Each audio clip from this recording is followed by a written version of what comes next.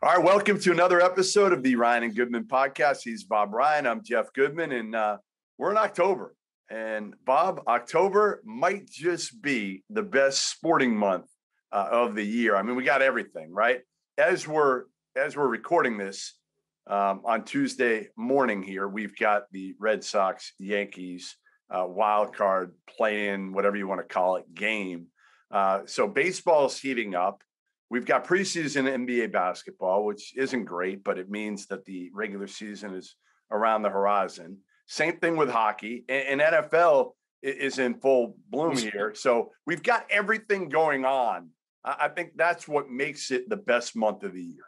I think if you're an all-around sports fan, you love this month, and absolutely. Now April's good too at times, but the thing about difference is that this is the culmination of the baseball season with the most important games. Whereas in April, unless your whole life is baseball and you don't care about other sports, it's baseball is the background music to the NBA, NHL playoffs, at that point in time. And of course, football has become a 12-month obsession. And it's the month of the draft, and the NFL draft has become one of the great sporting events in America. Let's face it, it is. And hey, more power to them.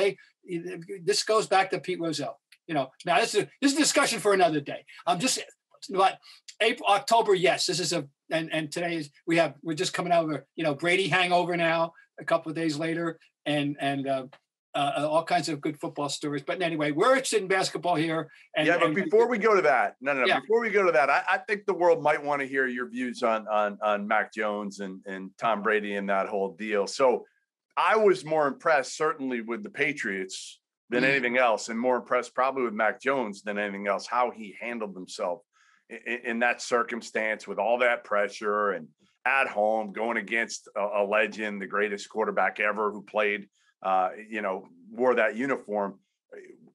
Are you now like a full-fledged believer in Mac Jones, or was this just kind of the start and you want to temper your expectations? Oh, I'm more inclined to think that he's the real deal, that they're going to be very happy that he's a guy that you can win with. My criteria is not whether you're elite or go to the Hall of Fame, but quarterbacks, can you win with him? Can with the right other circumstances, could he actually be a Super Bowl participant?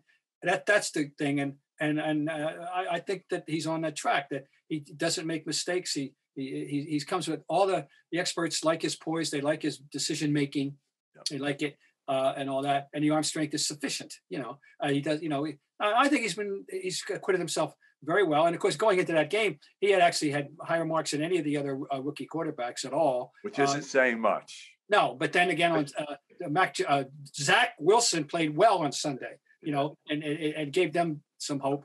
But anyway, yes, I'm happy with him, and that game, in fact, there was a good thing that was kind of got buried under the radar. One play that Millie was very significant, and they've explored it in the paper today. That is the unsportsmanlike kind of penalty called on Matthew Slater, who ran out of bounds, which happens as the gunner on the punt return, came in, forced a fumble, but it was overturned because he had not. Apparently, the rule was you got to make an immediate return. Yeah. It's very nebulous. That's what they pointed out. It's all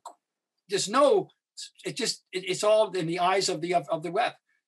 And Slater, who is arguably the best gunner in the NFL for the last 10 years, and said he's only, he thought it was a bum call, which affected the game. They would have had the ball at that point. Who knows? Anyway, the game, it wasn't an all-time game, but it was good enough to live up to the hype. It's good at the end. Keep you interested. Yeah. The Patriots were completely competitive, and then it comes down to a dramatic ending. Right.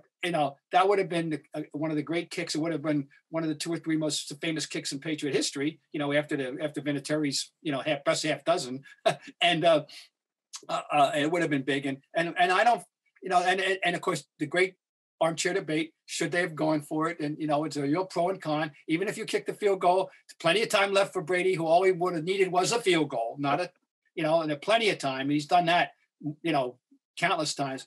But still, 4th and 3, I don't know. Either way, I'm good with either way on that. I don't. So if 56 in the rain, and the reason it isn't good because it hits the upright. That had the distance, So, all right, anyway.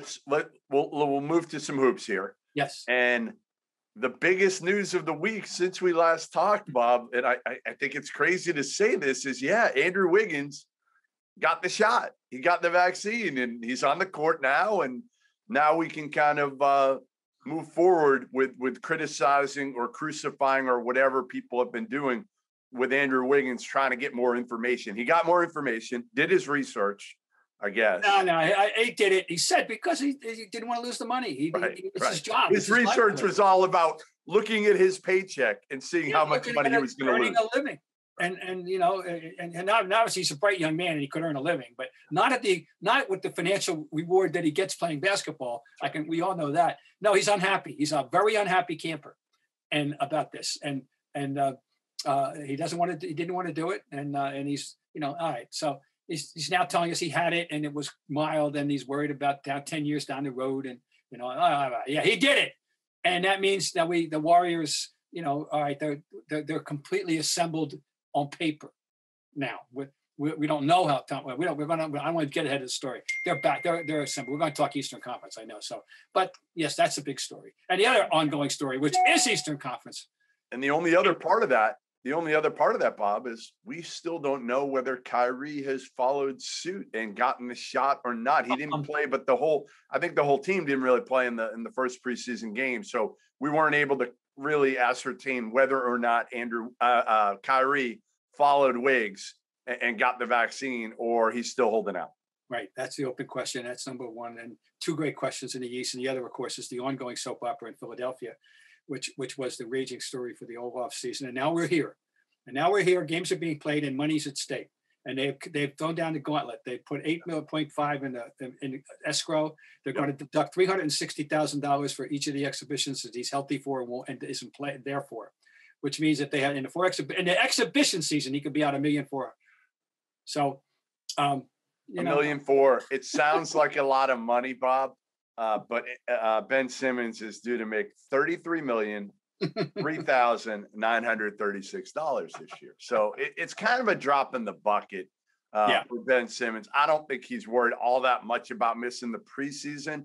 Yeah, I think at this point he's going to stick to his guns, and certainly Rich Paul is going to stick to his guns and say, you know what, we're not playing there. It's not going to happen, and really play kind of a game of what do you call it when the two cards going? What am I forgetting? When they go at each other and who's gonna move? Yeah, I know. Not them Derby, but whatever. Yeah, with Daryl Morey here, and basically saying like, hey, we'll call your bluff because you're not going to go into the season with our boy George Niang playing 35 minutes a game or somebody else playing 35. You need more. You've got to make a move for Ben Simmons soon if you're Philly, because you got to figure out this team, this roster for Doc Rivers. And ultimately, you've got good enough players that you should be competing for one of the tops. I mean, they were the number one, last year. They were terrific in the regular season. All off season, we said what I said to you, and what is the market for this guy? For the millionth and first time, there has never been a story like this. There has never been a player of consequence like this. A player who is a 3-time All-Star, I believe, and a 2-time All-Defensive team, who has obvious skills, obvious high-level skills, great finisher, who has this glaring hole in his game. And actually two, because they're separate to me. The free throw shooting and the absolute refusal to shoot that he reared its ugly head in the playoffs this year. So if you trade for him, is this before or after you sit him down and say, can we ever talk about your game? Or are you not ever going to have that talk and you're going to live with this game of his? I mean, I'm sure like we talked about, Brett Brown, they probably had their talks with him, Bob. Brett Brown and Doc Rivers. And you would think after his rookie year, the thing was, you're going to the gym, we're locking it up, we're having an armed guard, you're staying there 3 hours a day, you're shooting jump shots, and you're shooting free throws. But obviously, if that happened, it didn't bear fruit. And if it didn't happen, I don't know why. So I don't get this. And how he got this far is one of the great stories. Anyway, what's that? What is his value? You know, and it's open. It's still an open. Your value is the top trade offer you're going to get in return, right? That obviously Daryl Morey isn't comfortable with whatever it is so far. My guess is it's going to be, you know, a decent player, not an all-star, and a bunch of picks. That's what I think you can get for Ben. I think some organization will say, you know what, we'll mortgage our future, especially to me, a small market team. That's where Ben Simmons, to me, will be headed. I feel like it's a small market team that knows they're not going to be able to get a superstar any other way. They can upgrade their current talent and go from a good player to an all-star in Ben Simmons, and they'll have to give up some picks in order to do it. Well, I know one of the teams that's been thrown out there is Sacramento, and a name that gets thrown out is Buddy Hield. Yeah. You know, is that the kind of level player that you think is the starting point to go with those picks, or you got to go higher than that? I mean, I think you got to give him. I don't know. The other part is, Bob, Sacramento, does he really fit? You have De'Aaron Fox, who needs the ball in his hands. Yeah. You just got Tyrese Halliburton, who's now in his second year, who's kind of a combo guard. He shoots it pretty well, but he's good with the ball in his hands. And you just got Davion Mitchell at the top of the draft, who's also a point guard. Yeah. So it would have to be like Buddy Hield and one of those guys. One of those guys. Yeah, one of those guys. All right. Well, once again, the open question, someday it'll be resolved, you think, right? I mean, how much longer are we going to be having this conversation? How many times? I mean, it's got to be done in the next few weeks, Bob. I mean, within the next few weeks, Ben Simmons has got to have a new home because, again, I think it's best for both sides. The longer this goes, if you're Daryl Morey, the less leverage you have, and you don't have a lot of leverage today. No, I don't see how he does. Oh, well, it's all right. Well, so let's. Hey, it's been good. It's given us something to talk about. Yeah, I mean, while we're on the Sixers, we might as well hit the East, the Eastern Conference right now, and let's start with this. Who's the favorite in the East this year, Bob? Is it Milwaukee, who just won the NBA title? Is it Brooklyn, who, if they had been healthy and had their three horsemen, they probably might have won the NBA title, but they were down two of them for the most part because James Harden was not healthy and Kyrie was Kyrie and nowhere to be found. You know, who's the favorite first? Well, because of the uncertainty surrounding the Brooklyn basketball team and a certain point guard who can't stay out of the news in any which way. You know, so I don't know. Is he going to be playing? Is he going to, because he's not playing without the jab, and I don't think, and not playing in certain cities, including his own. He'll get listen. He's going to have to get. Well, just Wiggins finally did. Yes, we're right. But so the brinksmanship, the games are being played. I know they're exhibition games, but the games are being played. The brinksmanship has started. It's heightened. You know. So yeah, if he's healthy and which, by the way, is always a big if at any given season. Yep. Yeah. So now we fast forward. If in April they're sufficiently healthy, they've negotiated, and I don't care what their seeding is, but I assume they're going to have a decent year, win at least 55 games. I would think if they're, you know, that's a kind of a floor figure for a team of that skill. I think, you know, we're going to be ranking them as having a real chance, but we don't know if he's going to be healthy or who's going to be healthy. That's all right. But all things equal, I still, they can't be judged though. They can't. They're not until we know. You know, so we're back to nothing wrong with the defending champions, right? There's no great, any great what if there. Well, and they really didn't do a heck of a lot because they didn't need to. What they do? They re-signed Bobby Portis. You know, I think they traded for Grayson out. They didn't do a whole lot. They lost PJ Tucker and Bryn Forbes. I actually think that PJ Tucker loss is going to hurt because he gave him that toughness. Right, you saw him guarding. That reminded me of that. Right. He's one of those important auxiliary figures. Yes. Absolutely. Very. That's interesting. Interesting to see what, you know, try to imagine how young Giannis still is and what he's accomplished in a few short years, how far he's come. And is there more to be seen, or is this what we saw in the playoffs, the refinement of his game, the ability to calibrate the nature of his game, going to the basket much more opportunely and not trying to show the world I can shoot threes, but still have the ability to make a three, enough once. But he's never going to be in the top percentage 3-point shooters, No, just make enough. Just make enough. Be like LeBron, frankly. Right.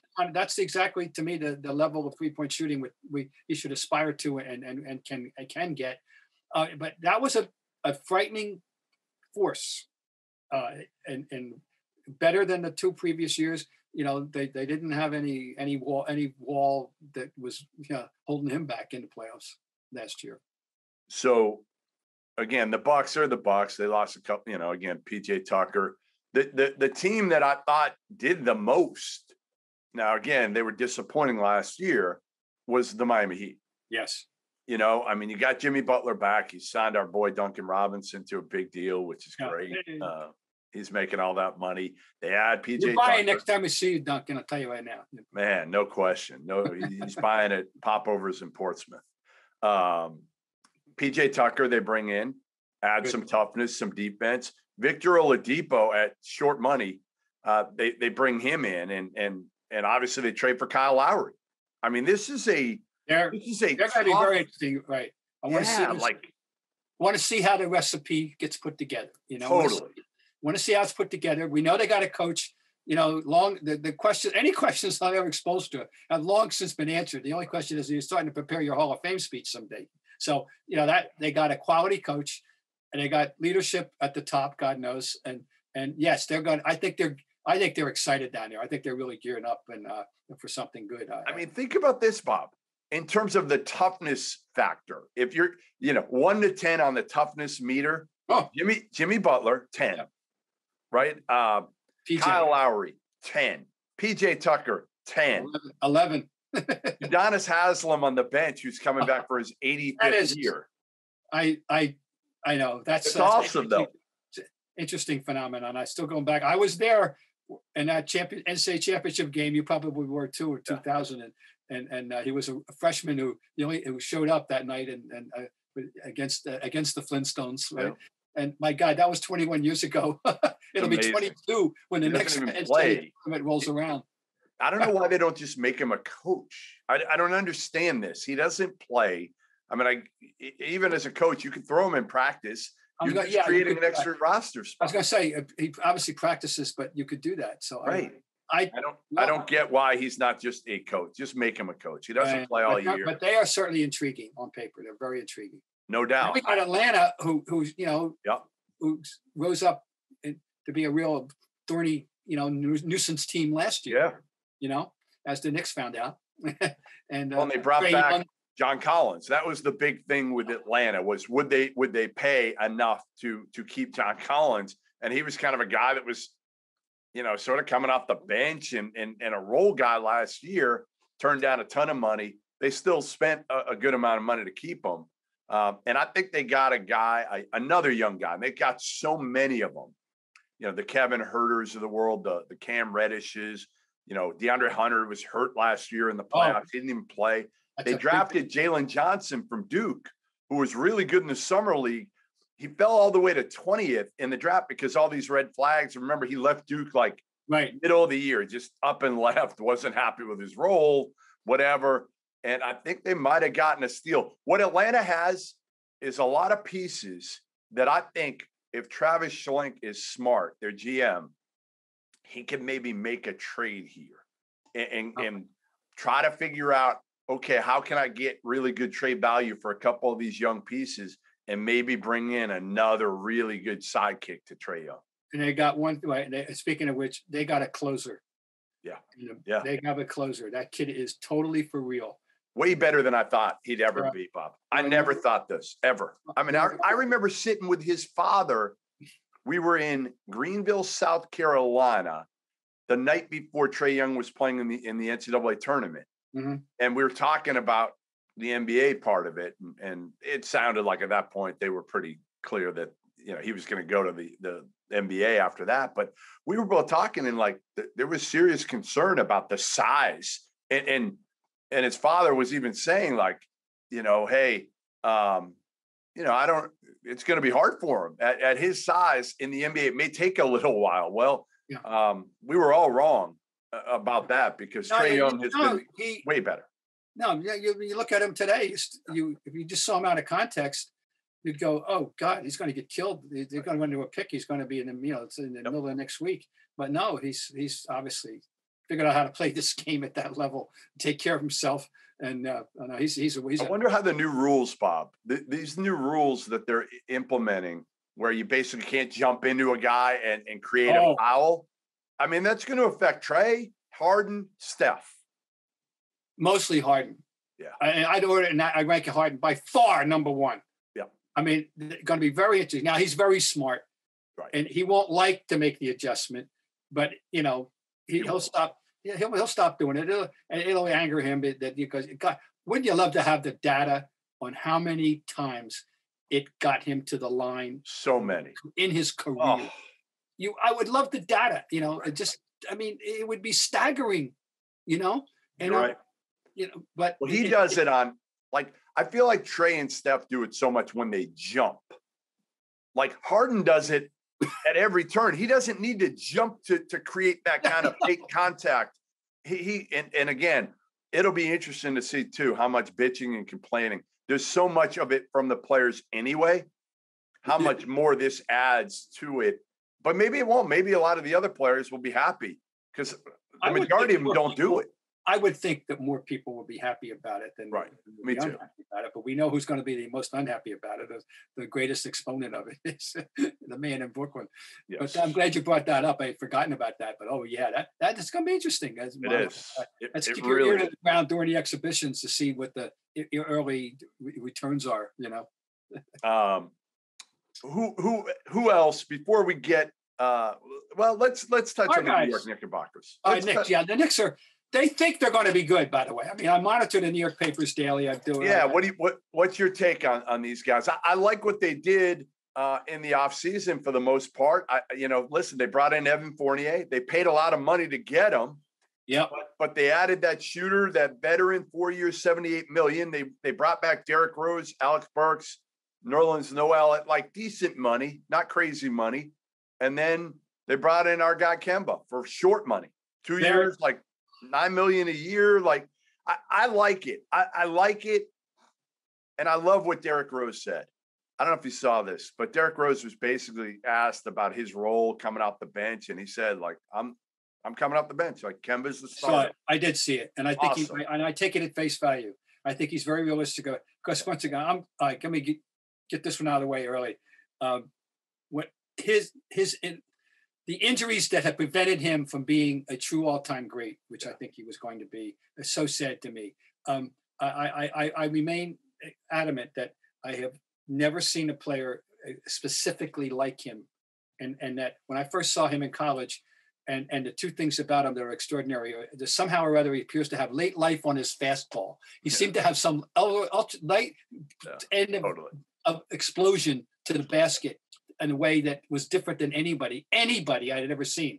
There's, I'm saying I didn't see faster guys or as fast guys, but there was something about the way he could finish that was unique to him. And then the extraordinary ability to move laterally in the air, and to a degree that I'd never seen. He was a freak. Never seen anybody like it, and he lost that. And he still had a career, but it's not the career he should have had. If that's a shame. A lot of guys get hurt. A lot of guys say that about. I'm just being specific about this one guy. That he was very, very special. Yep. Anyway, I think he's resigned to who he is at this point. I think he's happy to be in New York and with this team. He seemed to be accommodating himself quite well last year. And I like what he said. I saw that. They feel there's a lot of ballyhoo, because it's been so long in New York. Here's the thing, that they haven't won in 48 years. It'll be 49 years when the playoffs start next year. They had one little burst from the day that they traded for Dave DeBusschere. And traded Walt Bellamy and Howard Comives for Dave DeBusschere just before Christmas in 1968, until they lost to the Celtics in 1974 with DeBusschere injured with a torn stomach muscle. Really? Reed was on his last legs. DeBusschere and Celtics pissed all over him, frankly, in New York in that series. Okay, it was over. So they had a 5-1. Had a 6-year run from 9-0, 1, 2, 3, 4. Of greatness that is still the thing that people are associating with Nick basketball. You know? Then I had a little run, 15 years ago. You know that. Yep. But they have only won twice since the league came into being in 75 years. It's hard to believe. And they haven't won in 49 years. They are and they keep filling the arena, no matter what they do for ticket prices, no matter what they charge for beer, no matter how much people hate the Dolans, they fill that place, right? Yes. They fill that place. Yes. It's the Garden. They're New Yorkers. They're hungry. They are. So people are they're grabbing at every tidbit of possible good news. All right. So I'm looking at the team. And so much of the hype is dependent on Kemba staying healthy, which is very yeah. tough. I mean, some combo of the good thing is Kemba doesn't need to play 35 minutes because you got Derrick Rose, so they can split 48. They should split it evenly. They should literally be at like 24 apiece for Kemba and Derrick Rose to save both of them. All right, that's a good point. All right, now Julius Randle, is he good enough to be a superstar in this league? Because to be honest, you don't win without superstars. He to me, I've always loved Julius Randle. Always, from high school, AAU, he was kind of in that group with Jabari Parker and Andrew Wiggins coming out that year. I remember those three being, I'm not sure they're all the same year, but they all were playing against each other. And I liked Randle the best of the three by far because he was super tough. He was versatile. I felt like he could really step out and make threes, and they didn't really play him that way early in the NBA, but now he's found kind of the place for him. Almost like I equated in some ways to Isaiah Thomas in Boston, where they needed him. They needed him, and he was given the freedom, right? Like Isaiah Thomas wasn't that good, as shown. I know a lot of people say because of the injuries, whatever, but it was the perfect storm, the perfect scenario for Isaiah Thomas to thrive because there weren't other guys that could do what he did and make plays off the bounce on those Celtics teams. Julius Randle, it's kind of similar, right? Like RJ Barrett's a good player, but he's young and hasn't proven he can shoot it. So like Julius Randle walked into the perfect situation for him in New York, but is he good enough to carry a team? Obviously they overachieved last year. Is he good enough to take the next jump? I got it written down on my little notepad here. Randle follow-up ? And I think that's agreeing. That's speaking to what you're saying. I don't. He became a star last year, but there's stars and there's the guys, the franchise guys that we're talking about. But he was a star that won. Give him credit. Like here's the thing: a star. There's a star that like Karl Anthony Towns has been, I guess, a star, but he hasn't won anything. Julius Randle took this team into the playoffs, and they gave the Hawks a little bit of a run there. So I feel like Julius Randle has proven more than a lot of other guys that we talk about, like put up numbers for crappy teams. Okay. Well, no. Next guy up that they're touting, they're really hoping is going to take a step up is Barrett. Yeah. He's one of their keys this year. Yep. They need Barrett to play. Well, he can't make shots. He's got to be able to make shots because in this league now, you're going to play Derrick Rose or Kemba at the point. So RJ Barrett is not a point guard, and you really want to play him off the ball, ideally. I mean, he's good with the ball in his hands. He makes good decisions. But ultimately, you're going to have to be a big wing in this league. Well, what do big wings do in this league right now, Bob? You got to be able to shoot the ball. Got to shoot the ball. Right. But they think he's worked hard. They keep citing his work ethic. They keep thinking, so they're counting on that. But they do have a guy who can shoot, we know unquestionably, in Fournier. Yes. The question that being raised in New York is that they have substituted a defensive-oriented forward in Reggie Bullock with Fournier. And Bullock could shoot it. He's not going to be guarding you too much, Right.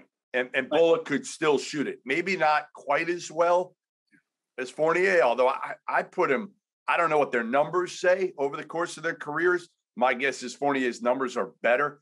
I still think Reggie Bullock's a hell of a shooter, going back to when I first saw him when he was young. I didn't mean to he can't shoot. That he's a better defender than Fournier. Totally. That's what I want to say. Totally. Yeah. Fournier is a average defender at best. Yeah. At best. So, again, I think the Knicks are intriguing. I give him credit because I killed the hire of Leon Rose as GM in Worldwide West. I crushed it. And the only thing I'll say is, the Randall move really helped.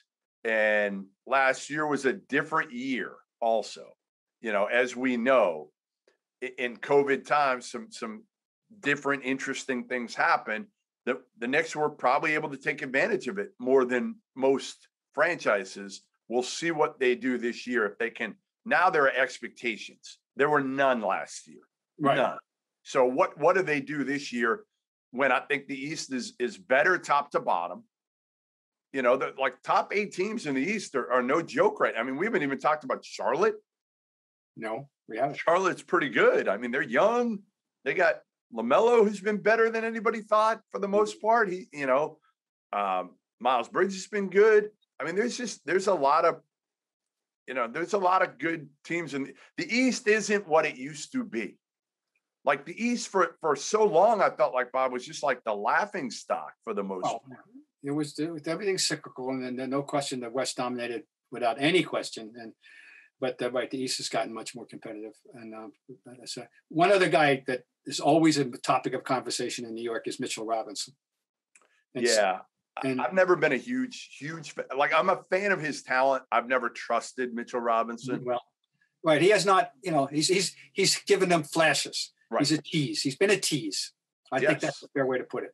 And they need him, and they want him to be more than just a tease now, because they got a veteran backup now with our local boy makes good Nerlens. Yeah, Nerlens has been good there. He's been good, and I mean, listen, there are, as good as the East is, there are still some teams that are, not very good. We saw one of them against the Celtics in their first preseason game. The Orlando Magic are not good at all. The Wizards are not very good, are not going to be good. Then Detroit's going to stink this year. I mean, those are 3 teams that are like bottom 3 to me in the NBA. So like in Cleveland's not there. So you really have 4 teams that I think you can pencil in at the bottom. Another team we haven't mentioned when talking about the East is the Chicago Bulls, Bob. Much better. Billy Donovan, he adds Lonzo Ball. He adds DeMar DeRozan. Yes. To Zach LaVine. So you've got DeRozan's not really an all-star anymore, but like a good top 50 player in the NBA. Lonzo's shot's better, and we know what he can be. Now when you just to me, you should just put the ball in his hands. Like, I hope Billy Donovan understands what New Orleans didn't with Lonzo. Just give him the damn ball and let him be a magician with it. Why would you get him if you're not going to give him the ball? I mean, I think they will. I think Billy's smart enough. I haven't talked to him, but my guess is that's how he'll utilize them. So, all right. So you got 4 teams at the bottom, and then I think you're fighting for the other spots. I mean, we know Milwaukee's going to be towards the top. We know Brooklyn, unless 2 of the 3 guys get hurt, they're going to be towards the top. I think Philly's going to find a way, even without Ben Simmons, and they'll get somebody else, to be towards the top. Where do your Boston Celtics fit into the equation here? They are a mystery guest of sorts because the unknown factor is the coach. I'll say that I have never, and I always say, be judicious with the use of the words always and never. I've been watching this league now up close and personal since 1969, and I have never ever heard a coach praised so highly as a rookie by the outside world. So I'm dazzled by what everybody thinks of him. This isn't internal hype. This is external hype for Ime Udoka. But, he's a rookie coach. And he's well known to the NBA people. He's well known to a couple of guys on his team because he's coached them in other circumstances. But, wow, what effect he's going to have on them is going to be as important to me as any individual player thing right now. So that's why it's hard for me to predict. But I'm not letting you off the hook. I'm not letting you. All right. I think they are. There's no reason why they shouldn't be an upper echelon team. So, like, Are you telling me after Brooklyn, Milwaukee, Philly, on that Miami, tier with Miami, on that tier, yeah, they can get to that. They can be it with Miami, Philly? That would be I think I think so. I think once again, there's a question about the point guard situation, and you know how I feel I love Marcus Smart. I know what he's saying, how he's talking. He wants the ball more. He says he's going to not take the crazy shots and and all that. I don't know. I'm really enthusiastic about the Tatum, the experience with the Olympics, the Tatum that we even saw on the opening night. He looks bigger. He just looks bigger. And, the guy who is a rookie, what was the most distinguishing thing about his game as a rookie? That explosive first step to the basket. And he's got, he got the NBA being 3-point centric, he gotten away from it. Once again, I mentioned earlier about Antetokounmpo and the way he's now learned to calibrate his game. This is what Jason Tatum, he's got a range of skill. Yes, he can shoot the three, but he can do everything. He can do it, and he can even pass very, very well. It's just a question of figuring it all out. And at this point in the career, I think, and the other thing that we talked about a lot last year was his on-court relationship with Brown and how they're going to calibrate that. Right. And once again, this is where Ime Udoka could maybe figure out how to do that. Oh, they're going to be intriguing. I mean, there's talent there for sure. Now, and the bench looks like it could be relatively deep, which definitely was better. Definitely better last year. The guy that I'm putting my eggs in the basket there that I've been a bit, intrigued with from the minute that I said, "Hey, got him! Oh boy!" and it's Nesmith. Yeah. They need him. They need Aaron Nesmith to space the floor. He's their best potential shooter. Like if he gets it going, other than Jason Tatum, I think Aaron Nesmith might be their best shooter on their team. Well, remember he was drafted because he was a 52% three-point shooter. Oh, by the way, in a competitive conference filled with athletes, the Southeastern Conference. And he shows up and he doesn't shoot that well, but it turns out he can defend at a higher level than you ever imagined. Yep. And then he started, I don't know, he gets that shot back, confidence, whatever. This is who knows what I'm enthusiastic. I'm a member of the fan club. I'll just put it that way. And maybe I'm being unrealistic, but I really think that he can be a key. Well, it's funny. I mean, you look at these teams, and again, listen, I'm not ready to say that they're in the class of Milwaukee or Brooklyn or probably even Miami or Philly, depending on what they get for Ben Simmons. I think those four are probably at a different level. But when you look at like Atlanta, for instance, okay, they've got a superstar in Trae Young. Well, the Celtics have a guy who I think is better. I think I would take Jason Tatum. The only difference being Trae Young has the ball in his hands all the time. He can create for himself a little bit easier than Tatum, but Tatum's a much better defender. He's a better rebounder. He's a better all-around player than Trae Young. So I think you can match him there. And then Atlanta's got a bunch of really good – they're deeper.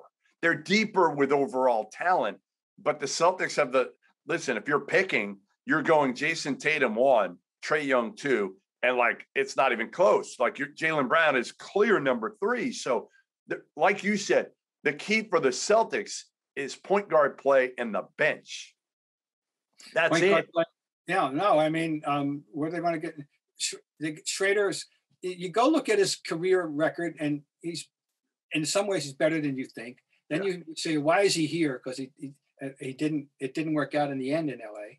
And, he's here because frankly, I don't know if he's fit in where he's been. I don't know, what does Dennis Schroeder do so well? Like he's fast. He can push the ball. He's not a shooter as a point guard, not a great shooter. And then as I've told you, the knock on him when you talk to people throughout the league is he has not been like an A-plus teammate. Mm. So there's a little Patrick Beverly in his game at the defensive end, which we not consistently. He can be a dog. He can. He's not consistent. Notice how I phrased that very cautiously. Exactly. There's a little dabble. There's a dollop. There's a dollop of Patrick Beverly. It's available to tap into at times. Okay, if you can persuade him that would be a useful way to spend your time on the floor. No, he's intrigued. I don't know I don't know. And I think that Pritchard's going to be a solid NBA.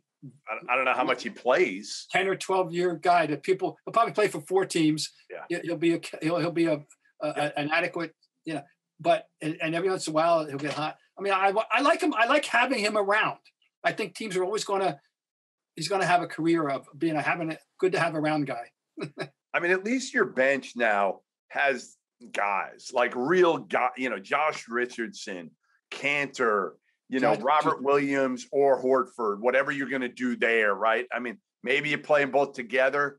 I don't know if that's the best way to play these days. If you're going to play Allen, against certain teams, you might be able to do that. But I think ultimately you just look at it and you say, if Schroeder coming off the bench, you've got guys that have done something in the league rather than Carson Edwards, Shemi Ojeleye, Grant Williams, a bunch of these guys that haven't done anything. What about Hernan Gomez?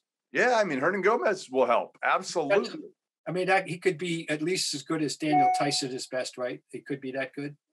Yeah, I mean, Tice was good at the end. Tice was good. Well, that would be hard. If he can replicate Daniel Tice. Oh, yeah, they'd be ecstatic. They'd be ecstatic if he can give some of those intangibles at least. But I think Ime Udoka certainly inherits a team that has more depth. The question is, again, and Kemba wasn't Kemba. We know that for the most part for his tenure in Boston. But can Marcus Smart be a top? He's got to be like a top 5 or 6 point guard in the East. I mean, that's what he's got to be. Top 10, 12 point guard in the NBA, top 5 or 6 point guard in the East. And Tatum and Jaylen Brown have to stay healthy. Have to. Yeah. Because if you lose one of them, you're kind of a one-trick pony, and you're going to need somebody else to shoot the ball to space the court for Tatum and Jaylen Brown. Because ultimately, if you don't, and maybe Horford is sort of that guy a little bit. He can pull the big away at least. If enthusiasm were production, you wouldn't have to worry about it. He's so happy to be back here. Right. So happy. We all know what he brings. Well, he's happy to be back here when Kyrie's not here. Yeah, well, we all know what he brings to the locker room and to the community. Quite frankly, it's great to have Al Horford on your team, and he's the best. So, listen, there's no better locker room guy. He's not a vocal leader, kind of like Kemba. They're similar, I think, in some ways. They're not vocal leaders. They just do all the right things, and they're all about the right things. They're all about team and helping the young guys rather than other players that would come in and be jealous of some of the young guys. Kyrie.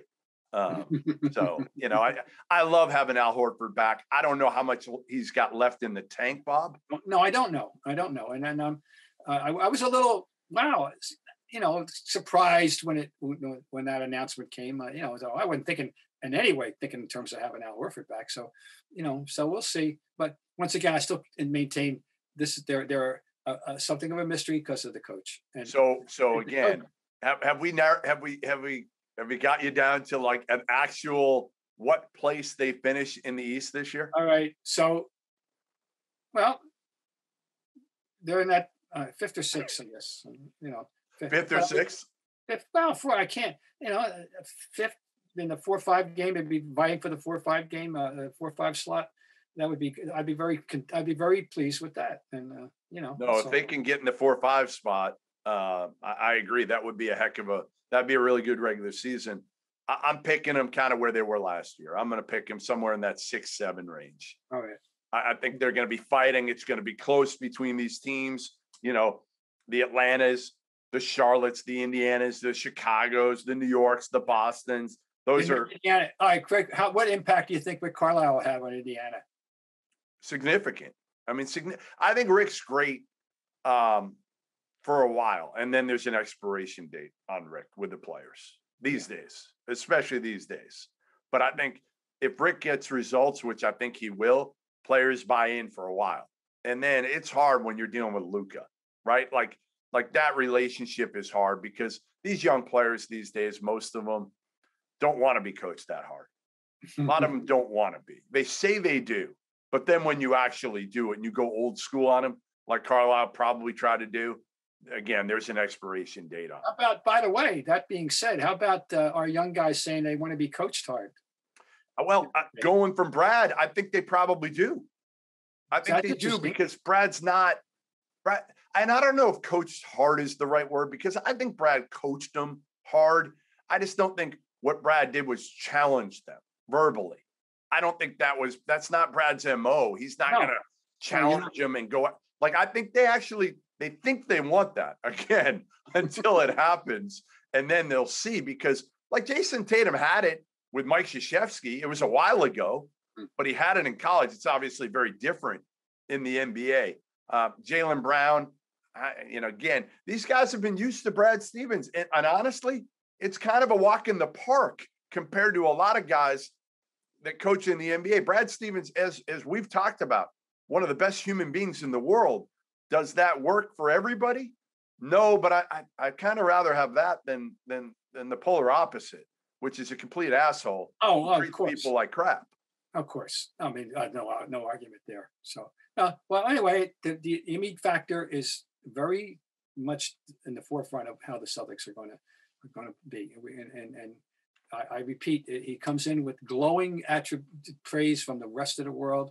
I hope the fans don't expect him to enter the Garden opening night by having walked across the Charles from Cambridge, and that's the only thing worries me a little about the fan reaction, what they expect. I don't know what they expect, but I just hope they don't expect that they're going to suddenly vault to the top of the heap. But anyway, I'm very curious and very enthusiastic. Right, you got 4 or 5 in the East. I got probably 6, 7 in the East at the end of the day. There you have it. Expectations. Predictions for your Boston Celtics, and make sure you tune in every single week to the Ryan and Goodman podcast, wherever you watch, wherever you listen to your pods, and we'll see you next week.